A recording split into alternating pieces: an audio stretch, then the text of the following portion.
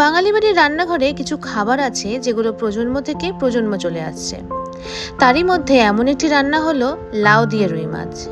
আজ আপনাদের সঙ্গে শেয়ার করব সেই সাবেকি স্বাদ, সাথে লাউয়ের ইতিহাস ও পুষ্টিগুণ। নমস্কার, সবাই কেমন আছেন? আশা করি সবাই খুব ভালো আছেন। আমিও ভালো আছি। আমি পিয়ালি। আমার নতুন একটি ভিডিওতে আপনাদের সবাইকে স্বাগত। আপনারা কি জানেন, লাউ খাওয়ার ইতিহাস কিন্তু অনেক পুরনো। আয়ুর্বেদ শাস্ত্রে লাউকে বলা হয়েছে আলাবু, আর সেখানেই বলা হয়েছিল লাউ শরীরের জন্য যেমন ভালো, শরীর ঠান্ডা রাখে, আর সাথে কিন্তু হজমেও সাহায্য করে।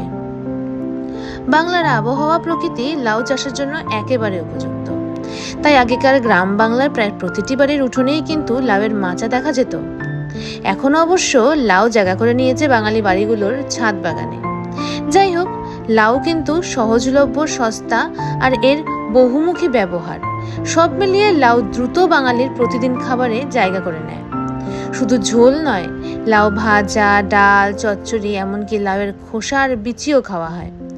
আর একটা মজার কথা হলো, প্রবাদ আছে লাউ খেলে বউ মেলে, মানে লাউকে শুভ জিনিসের প্রতীক হিসেবেও ধরা হয়। আজকের এই রেসিপির জন্য লাগবে তাজা রুই মাছ, একটি মাঝারি আকারের লাউ, আদা জিরে লঙ্কা বাটা, কাঁচা লঙ্কা, হলুদ লবণ পরিমাণ মতো, ফোড়নে লাগবে শুকনো লঙ্কা, গোটা জিরে, তেজপাতা। রান্নাটি অবশ্যই হবে সরষের তেলে। তো প্রথমেই রুই মাছ লবণ হলুদ মেখে সরষের তেলে হালকা করে ভেজে নিতে হবে। তারপর একই কড়াইতে ফোড়নগুলো দিয়ে 15 সেকেন্ড ভেজে নিতে হবে। তারপর লাউগুলো দিতে হবে। এরপর হলুদ লবণ দিয়ে হালকা হাতে চাপা দিয়ে রাখতে হবে প্রায় 5 মিনিটের মতো। ঢাকা খুললে দেখা যাবে লাউ থেকে অনেক অনেক জল বেরিয়েছে। তখন অল্প নেড়ে আদা জিরে লঙ্কা বাটা আর গোটা কাঁচা লঙ্কাগুলো দিয়ে দিতে হবে। সব মশলা মিশে গেলে আবারও 10 মিনিট ঢেকে রান্না করতে হবে।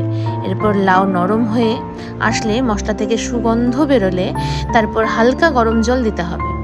জল ফুটে উঠলে ভাজা মাছগুলো দিয়ে দিতে হবে। দিয়ে আবার হালকা করে গ্যাসটা করে ঢেকে রাখতে হবে। এরপর হালকা জল শুকিয়ে এলে ধনেপাতা দিয়ে নামিয়ে নিলেই কিন্তু আজকের এই রুই মাছ লাউ দিয়ে তৈরি হয়ে যাবে। আমার কাছে ধনেপাতা ছিল না, তাই আমি দেইনি। লাউ শুধু স্বাদে নয়, লাউ কিন্তু পুষ্টিতেও ভরপুর। এতে ক্যালোরি খুব কম, জলীয় অংশ প্রচুর থাকায় শরীর ঠান্ডা রাখে, হাইড্রেটেড রাখে। এছাড়া লাউতে ভিটামিন সি, আয়রন, ক্যালসিয়াম, ম্যাগনেসিয়ামও পাওয়া যায়, যা বডিতে রোগ প্রতিরোধের ক্ষমতা বাড়ায়। আবার লাউয়ের ফাইবার থাকার কারণে হজমেও সাহায্য করে।